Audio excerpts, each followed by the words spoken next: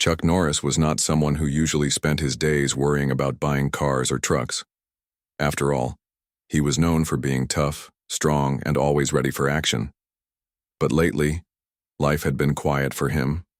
Too quiet.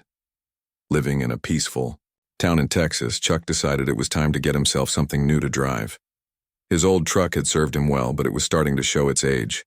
So one morning, after finishing his usual routine of push-ups and drinking black coffee, Chuck picked up the local newspaper. Flipping through the pages, he came across an ad that caught his eye.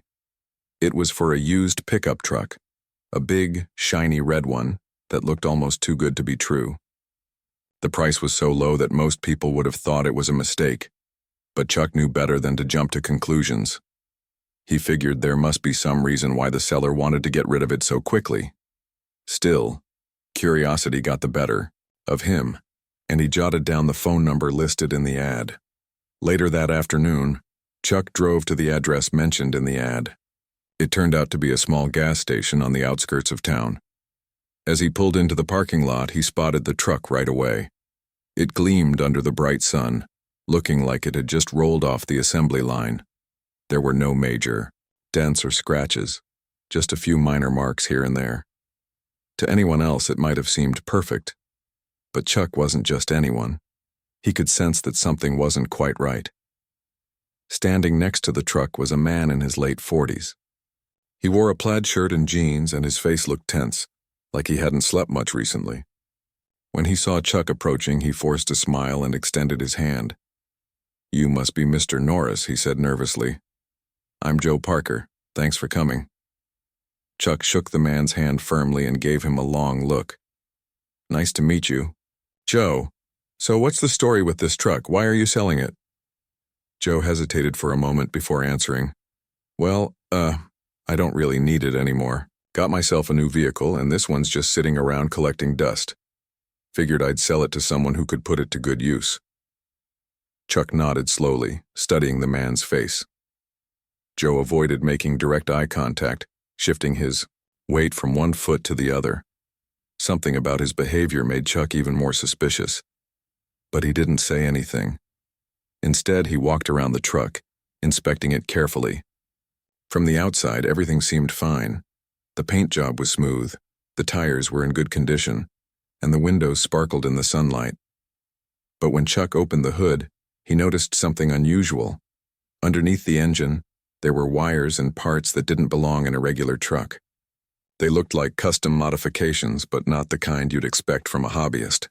These changes seemed professional, almost military grade. Chuck frowned as he closed the hood and turned back to Joe. "What's with all these extra bits? Under the hood?" he asked. Joe laughed awkwardly, scratching the back of his neck. "Oh, those? Yeah. I had a buddy install some upgrades, to boost performance and stuff. Makes it run smoother, trust me." Chuck raised an eyebrow but didn't press further. Instead, he climbed into the driver's seat to take a closer look inside.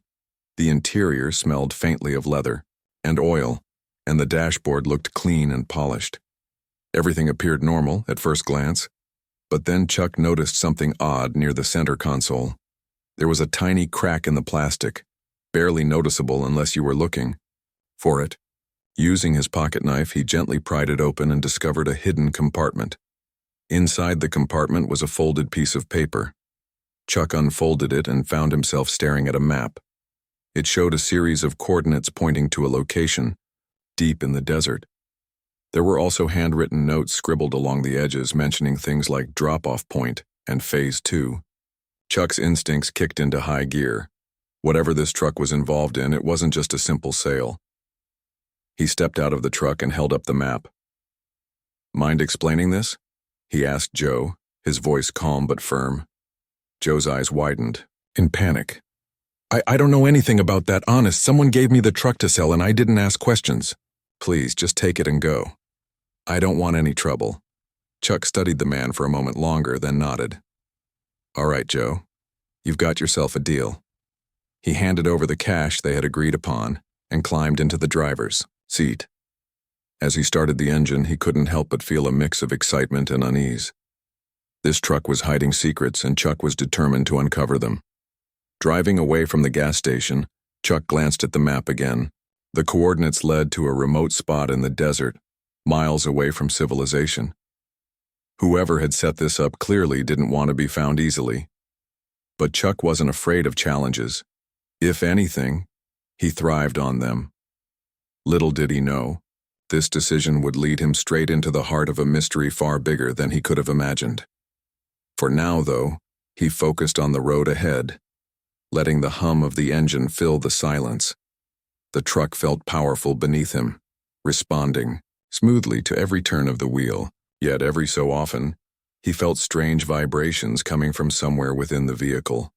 It was subtle, almost imperceptible, but it was there, and it only added to the growing sense that this journey was going to be anything but ordinary. The sun was beginning to set as Chuck drove deeper into the desert, following the map he had found hidden in the truck. The road ahead was bumpy and uneven, surrounded by endless stretches of sand and rocks. Every now and then, he glanced at the map, double-checking the directions. The coordinates led farther away from civilization, toward a place where few people dared to go.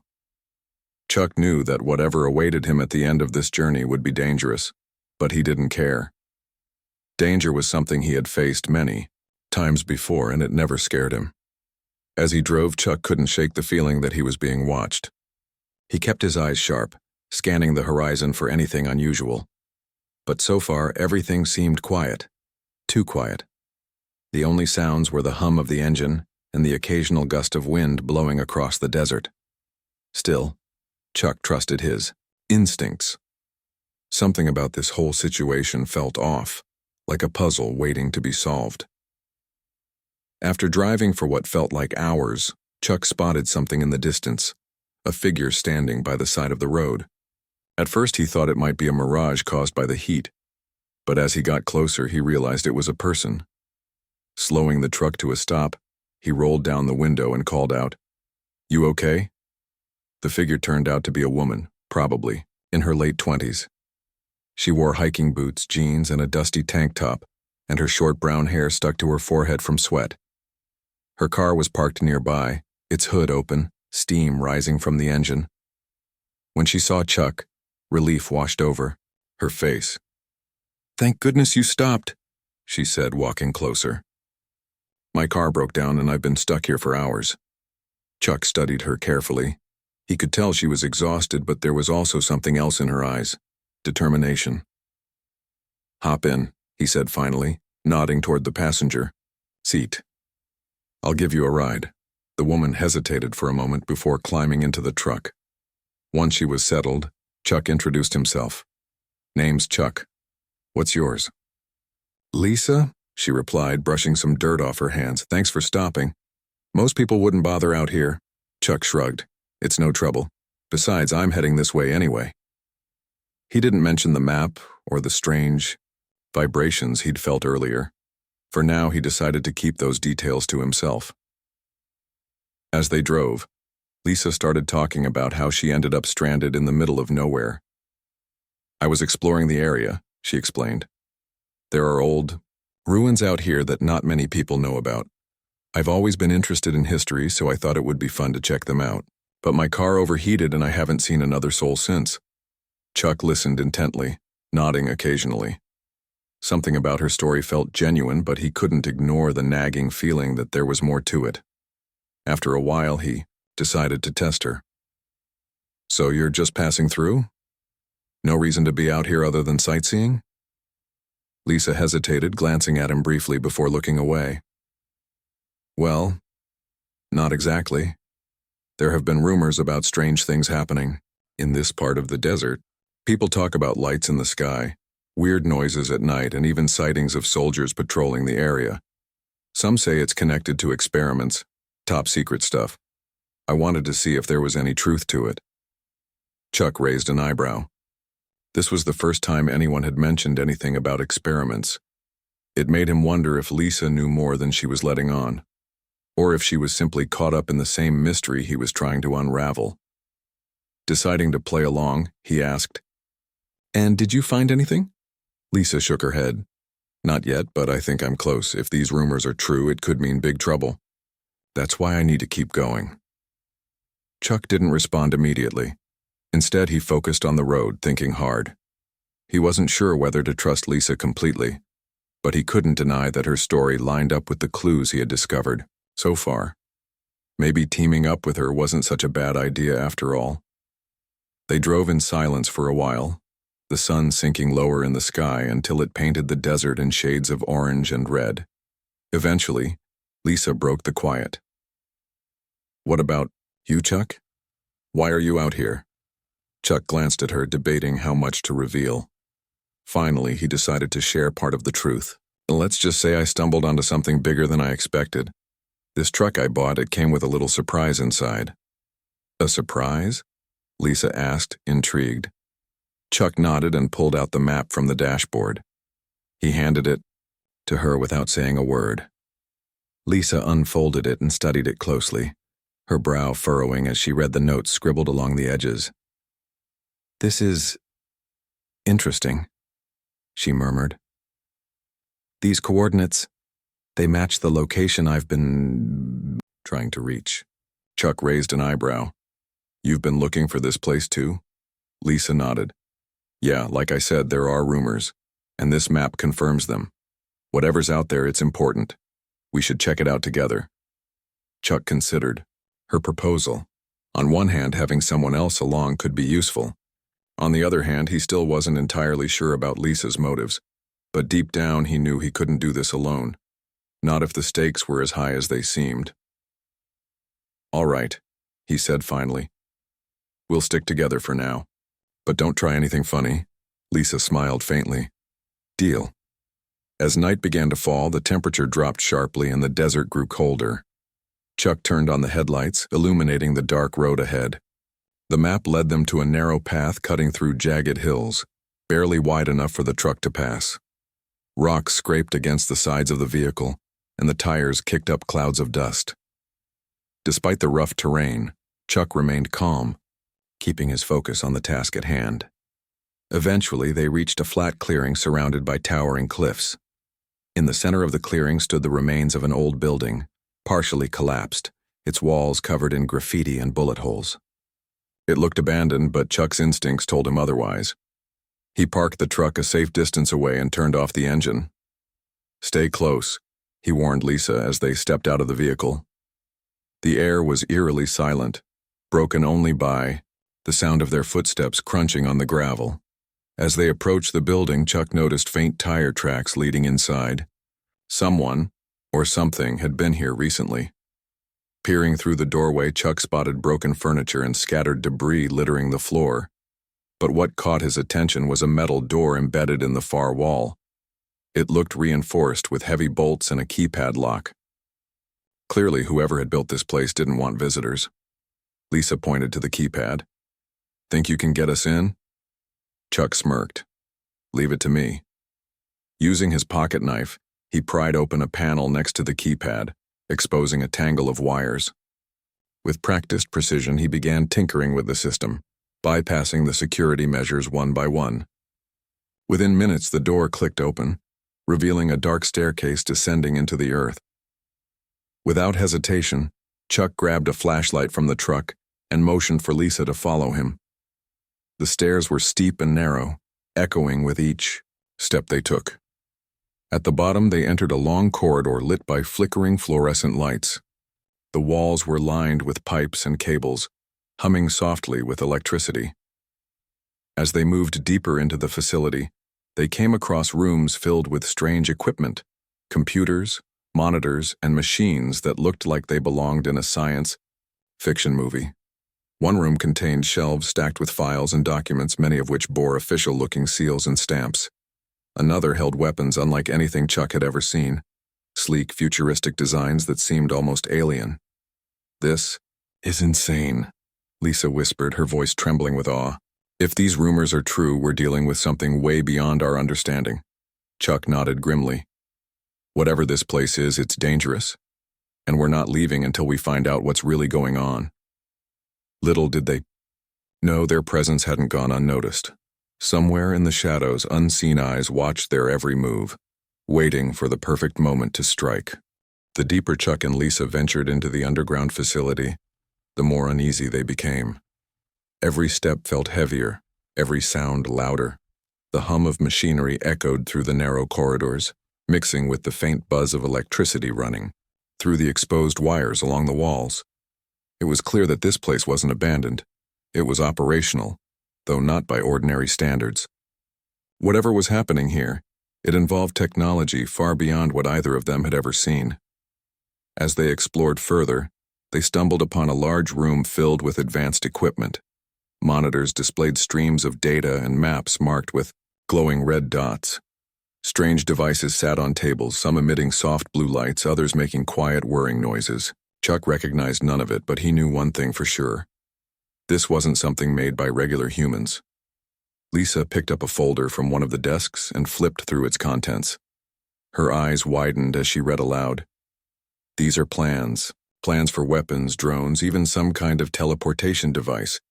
And look at this, these notes mention alien-derived materials. What does that even mean? Chuck frowned, his jaw tightening. It means we're dealing with something bigger than we thought. Someone's been experimenting with stuff they shouldn't. Before they could discuss it further, a sudden noise startled them, a loud clang followed by the sound of footsteps echoing down the hallway. They froze, exchanging worried glances.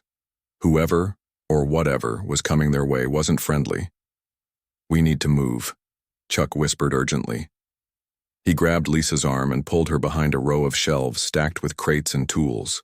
They crouched low, trying to stay hidden as the footsteps grew closer. Moments later, a group of men dressed in black tactical gear entered the room. Each carried automatic rifles and wore helmets equipped with night vision goggles. Leading them was a tall, imposing figure with sharp features and cold, calculating eyes. "That's Victor Lane," Lisa murmured under her breath, recognizing him instantly. "He's head of security for a private military company. If he's involved, this is bad news." Chuck nodded silently, his mind racing. These men were professionals, trained to handle situations exactly like this.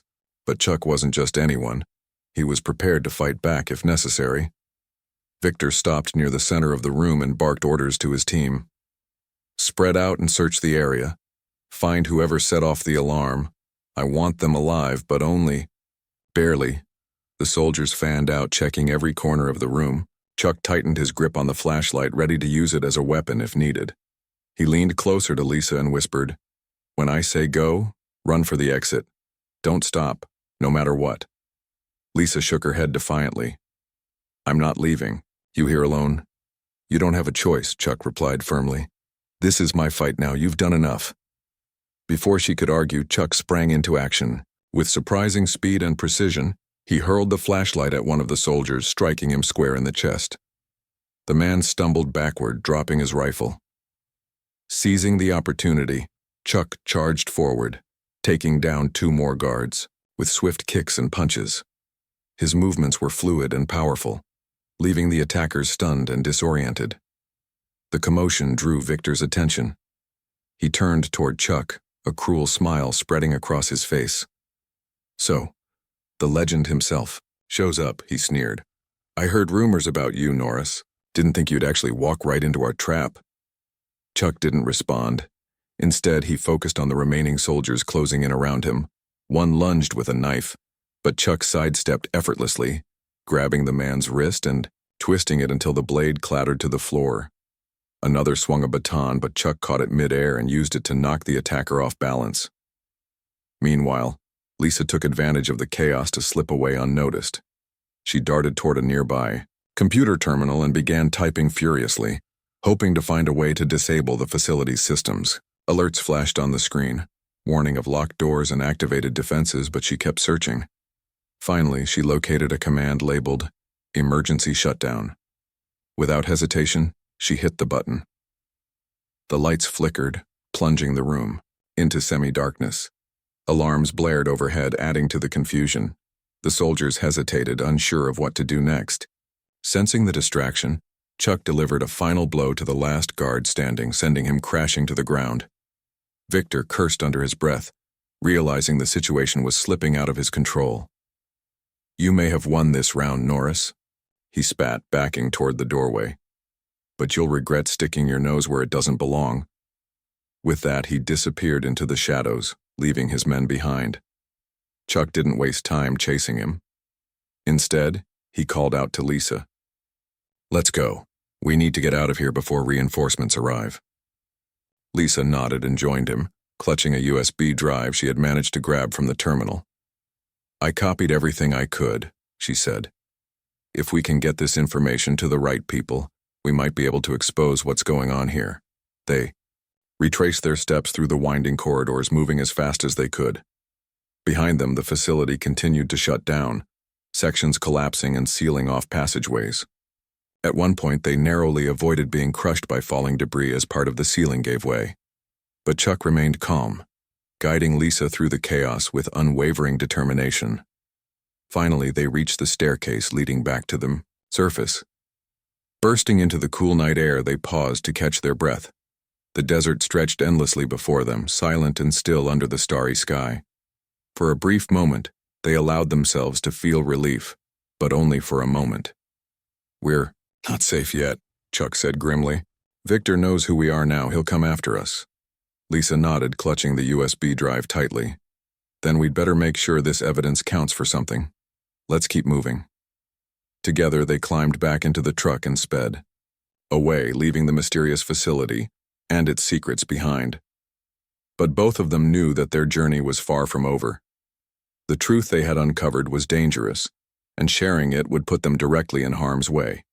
Yet neither of them hesitated. They were committed to seeing this through, no matter the cost. The truck roared through the desert, kicking up clouds of dust as Chuck pushed it to its limits. Lisa clutched the dashboard, trying to steady herself against the violent bumps and jolts of the uneven terrain.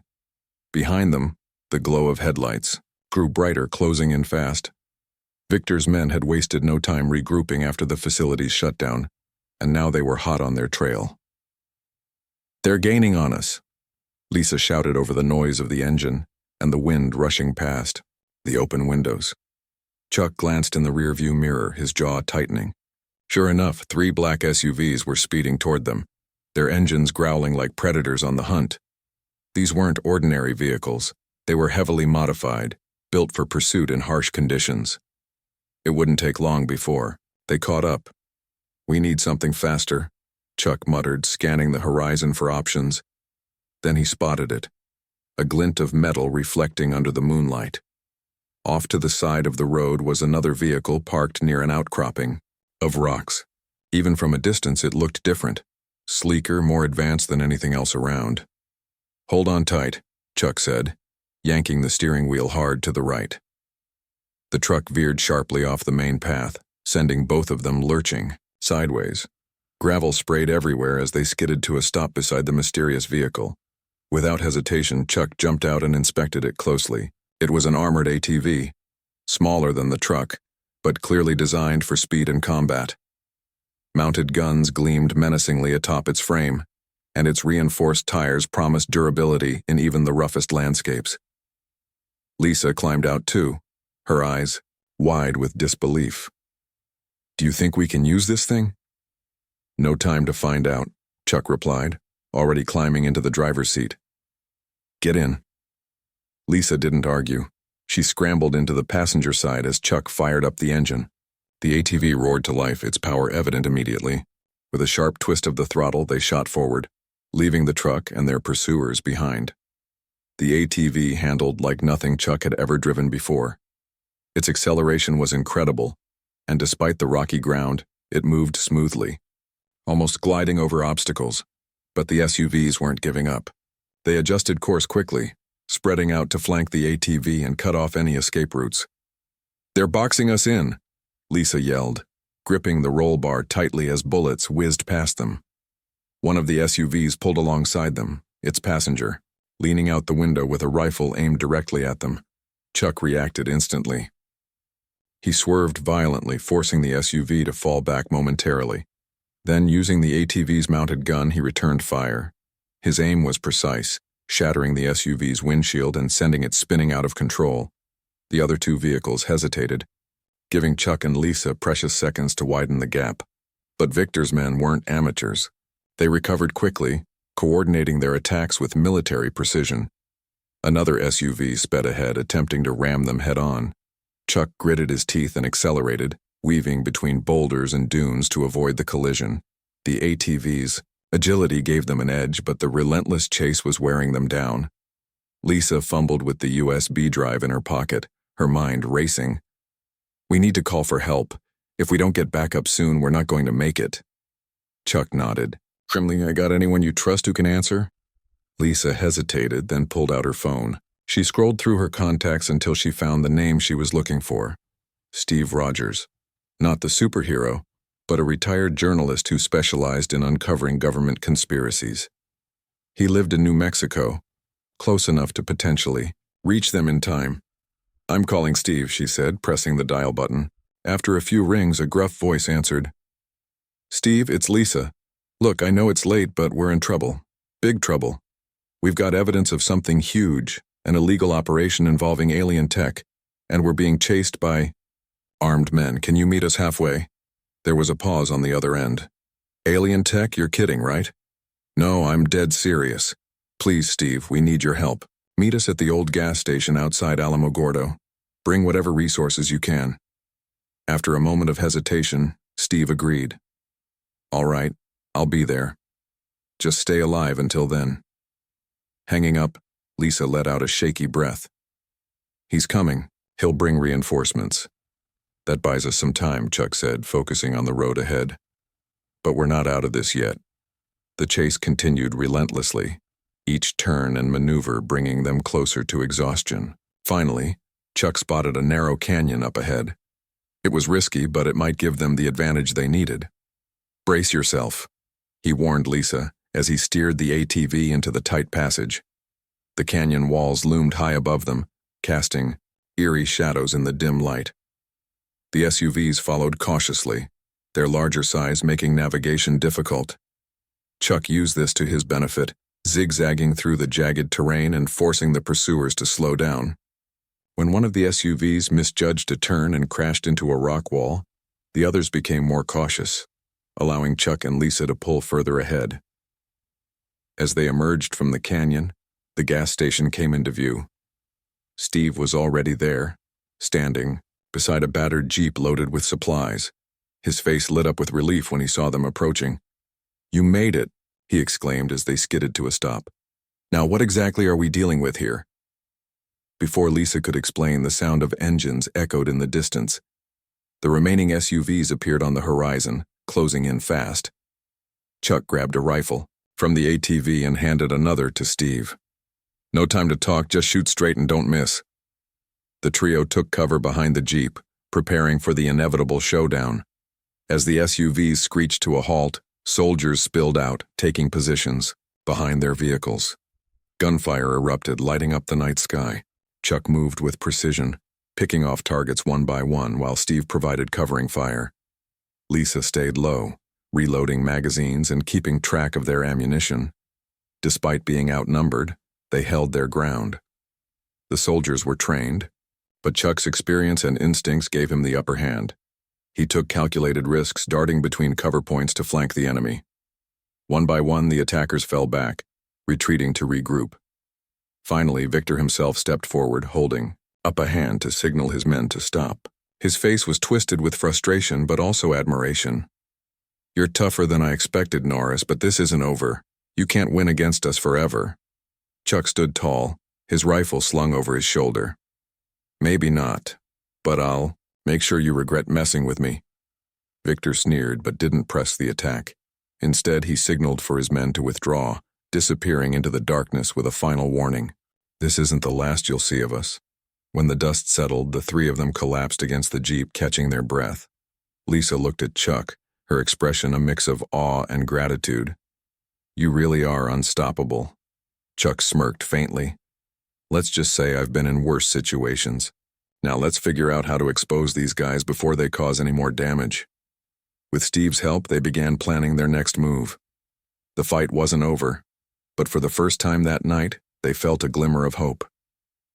Together, they were determined to bring the truth to light, even if it meant risking everything. After narrowly escaping Victor and his men, Chuck, Lisa, and Steve retreated to a rundown motel on the outskirts of Alamogordo. It wasn't much, a dingy little place with peeling wallpaper and creaky floors, but it was safe enough for now. They needed time to regroup, plan their next move, and figure out how to expose the Iron Veil's operation without getting themselves killed. The room was cramped but functional. A small table stood in the middle, surrounded by mismatched chairs. Maps, documents, and screenshots of data from the USB drive were spread across its surface. Lisa sat hunched over a laptop, typing furiously as she sifted through the information they had stolen. Her fingers flew across the keyboard, pausing only to jot down notes or highlight key details. Steve paced back and forth, occasionally stopping to glance over her shoulder or answer calls on his phone. Chuck leaned against the wall, arms crossed, watching everything with sharp, calculating eyes. "So, what do we know so far?" Chuck asked, breaking the silence. Lisa looked up, pushing her hair out of her face. "From what I've found, the Iron Veil isn't just some rogue group. They're tied to powerful people. Politicians, corporate executives, even members of the military. They've been smuggling alien tech out of secret facilities and selling it to the highest bidder." Steve nodded grimly. "And whoever buys this tech could use it to cause chaos. Weapons, surveillance systems, maybe even biological experiments. This goes way beyond national security. It's a global threat." Chuck frowned. "Then we need to make sure the world knows about it, but how? We can't exactly walk into a newsroom with this stuff." "That's where I come in," Steve said, pulling out a flash drive of his own. "I've got contacts in independent media outlets, people who specialize in blowing the lid off big conspiracies. If we leak this info carefully, we might be able to get it out there before the Iron Veil silences us." Lisa hesitated, glancing at the door nervously. "But leaking it won't stop them. Victor will still come after us, and he's not going to stop until we're dead." Chuck straightened up, his voice calm but firm. "Then we'll deal with him when the time comes. For now, our priority is making sure this evidence sees the light of day." As they worked, tensions began to rise. None of them had slept properly in days, and the weight of their mission hung heavy in the air. Every knock on the motel door made them jump. Every car passing outside set their nerves on edge. They knew they couldn't stay hidden forever, but they also couldn't afford to act rashly. Later that evening, Lisa received a call from someone named Ryan Dawson, an old colleague from her days working as a researcher. She stepped outside to take the call, leaving Chuck and Steve alone in the room. "Who's Ryan?" Chuck asked, noticing the change in Lisa's demeanor. Steve shrugged. "He used to work with her on some projects. Smart guy, but I never trusted him. Something about him always felt off." Chuck raised an eyebrow. "You think he's involved?" "I don't know. But if Lisa trusts him, we should keep an eye on things." When Lisa returned, her expression was troubled. "Ryan says he wants to help. He claims he has resources, safe houses, weapons, intel, that could give us an edge against Victor. But what?" Chuck pressed. "But I'm not sure. We can trust him," Lisa admitted. "He's helped me in the past, but he's also done some shady things. I don't know whose side he's really on." Chuck thought for a moment, then nodded. "We'll meet him, but we go in prepared. If he's lying, we'll find out quick enough." They agreed to rendezvous with Ryan the following morning at an abandoned gas station several miles away. As night fell, they took turns keeping watch, unable to shake the feeling that danger was closing in. Despite their exhaustion, no one dared to close their eyes for too long. The next day, they drove cautiously to the meeting point, scanning the horizon for any signs of trouble. When they arrived, Ryan was already there, leaning casually against a dusty sedan. He was tall and lean, with sharp features and a confident smile that didn't quite reach his eyes. "Lisa," he greeted warmly, stepping forward to hug her. "It's been a while, Ryan," Lisa replied coolly, keeping her distance. "Thanks for coming." Ryan glanced at Chuck and Steve, his smile fading slightly. "So these are your friends? Impressive company you're keeping." "We're not here to chat," Chuck interrupted, his tone icy. "What do you want?" Ryan held up his hands defensively. "Relax, Norris, I'm on your side, or at least I want to be. Look, I know about the Iron Veil, and I know how dangerous they are. That's why I brought this." He opened the trunk of his car, revealing a cache of weapons, encrypted communication devices, and stacks of cash. If you're serious about taking them down, you'll need all the help you can get. Steve narrowed his eyes suspiciously. And what do you get out of this? Ryan smirked. Let's just say I have my reasons. Call it unfinished business. Chuck studied him carefully, searching for any sign of deception. For now, Ryan seemed genuine, but Chuck knew better than to let his guard down completely. All right, he said finally. We'll accept your help, for now. But if you double-cross us, you won't live to regret it. Ryan chuckled nervously. Fair enough. With Ryan's resources added to their arsenal, they began finalizing their plan. Steve reached out to his contacts, arranging for the leaked documents to be published simultaneously across multiple platforms. Lisa worked tirelessly to organize the data, ensuring it was clear and compelling enough to grab the public's attention. Meanwhile, Chuck focused on preparing for the inevitable retaliation from Victor and his men. By the end of the day, they had everything in place. All that was left was to execute the plan and hope they survived long enough to see it through, and they packed up their gear. Lisa pulled Chuck aside. Do you really think this will work? What if they find us before the story breaks? Chuck placed a reassuring hand on her shoulder. We've faced worse odds. And remember, sometimes the best defense is a good offense. Lisa nodded, drawing strength from his confidence. Whatever happened next, they would face it together. The plan was set, but none of them were naive enough to believe it would go smoothly. Chuck, Lisa, Steve, and Ryan had agreed to meet at a remote canyon deep in the desert, the perfect location for both a last stand and the release of their evidence to the world. It was far enough from civilization to avoid innocent casualties, yet close enough to attract attention once the story broke. They knew Victor and his men would come for them, but they also knew this was their best chance to end things once and for all. As the sun began to dip below the horizon, painting the sky in shades of orange and red, the team prepared for the fight of their lives. Chuck inspected the weapons Ryan had provided, making sure each one was loaded and ready. Lisa double-checked the encrypted files on her laptop, ensuring the upload process would be seamless when the time came. Steve monitored communications, listening for any sign that their enemies were closing in. Even Ryan seemed unusually serious, cleaning his rifle with quiet determination. It wasn't long before they heard the distant rumble of engines. Within minutes, a convoy of black SUVs appeared on the ridge above the canyon, their headlights cutting through the twilight like searchlights. Victor's voice crackled over a loudspeaker, echoing across the barren landscape. You've made a big mistake, Norris. Hand over the evidence and maybe I'll let you live. Chuck stepped forward, his silhouette outlined against the fiery sky. Come and get it, he replied calmly, his voice carrying an unmistakable challenge. With that, the battle began. Soldiers poured out of the vehicles, spreading out to surround the canyon. Gunfire erupted instantly, lighting up the evening with flashes of muzzle fire. Chuck moved like lightning, taking down attackers with brutal efficiency. His fists struck with precision, each blow sending another enemy to the ground. When he ran low on ammunition, he relied on his martial arts skills, using every move in his arsenal to keep the soldiers at bay. Lisa stayed near the ATV, using its cover to pick off targets with her pistol. She wasn't a trained fighter, but she held her own, aiming carefully and conserving her shots. Every bullet counted. Beside her, Steve worked tirelessly on the laptop, ignoring the chaos around him as he uploaded the stolen files to multiple secure servers. Sweat dripped from his brow, but his hands remained steady. Almost there, he shouted over the noise. Ryan fought alongside Chuck, proving himself surprisingly capable despite his earlier shadiness. He fired his rifle with practiced skill, providing covering fire whenever Chuck needed to reposition.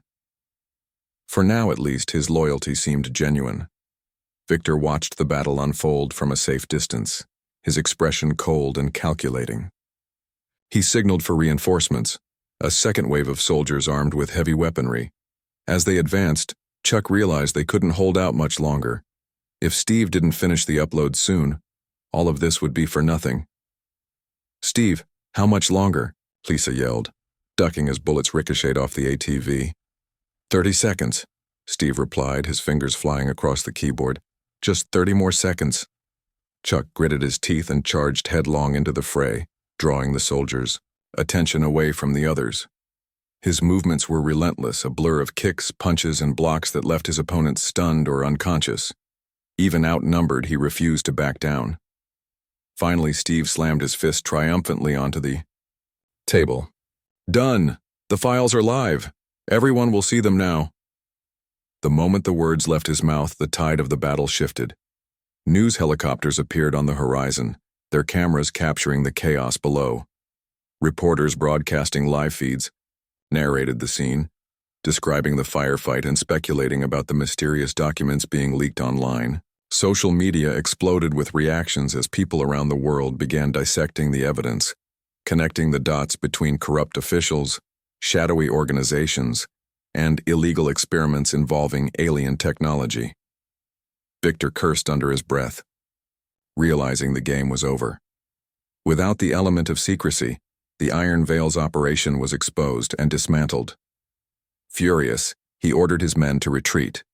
But before leaving, he locked eyes with Chuck one last time. "This isn't finished," he snarled. "You may have won today, but you've made a powerful enemy."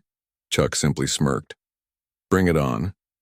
As the remaining soldiers fled, the team gathered together, exhausted but victorious. Lisa hugged Steve tightly, tears streaming down her face. "We did it," she whispered. "We actually did it." Chuck nodded, looking out over the canyon. The desert stretched endlessly before them, silent once again except for the hum of the news choppers overhead. He felt a sense first relief, then resolve. The truth was out, but the fight for justice was far from over. Still, for now, they had achieved something remarkable. Ryan approached Chuck cautiously, extending a hand. "Guess I owe you thanks. You saved my neck out there." Chuck shook his hand firmly, though his gaze remained wary. "Don't make me regret trusting you." Ryan grinned faintly. "Fair enough." As night fell, the team packed up their gear and prepared to leave the canyon behind. Their journey had been dangerous, unpredictable, and life-changing, but it had also proven that even legends like Chuck Norris sometimes needed help to take down the biggest threats.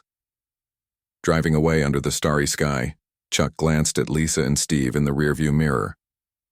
"Where to next?" he asked. Lisa smiled. "Anywhere but here.